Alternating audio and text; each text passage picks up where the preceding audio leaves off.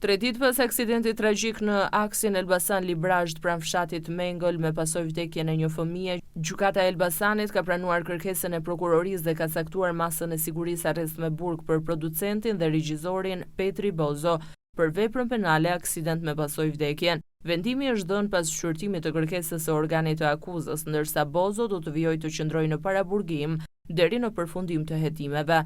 Gjatë seancës, regjizori nuk ka folur, ndërsa argumentet janë paraqitur nga avokatët. Në dëshminë e parë të dhënë pas aksidentit, Bozo deklaroi se nuk lëvizte me shpejtësi. 7 vjeçari u përplas për vdekje nga automjeti që drejtohej nga Petri Bozo në mëngjesin e së hënës pranë shkollës në fshatin Mengël të Elbasanit, vetëm pak metra larg shkollës, pasi kanë shoqëruar motrën në shkollë. I mituri i ka humbur vëmendjes së të ëmës dhe ka përfunduar në rrugë. Shkolla 9 vjeçare e fshatit Mengël është vetëm disa metra nga aksi nacional Elbasan Librazh dhe e gjithë lëvizja e fëmijëve të kësaj zone ndodh pikërisht në këtë rrugë me rrezikshmëri të lartë. Banorët e fshatit Mengël janë ankuar disa herë për mungesën e një mbikalimi.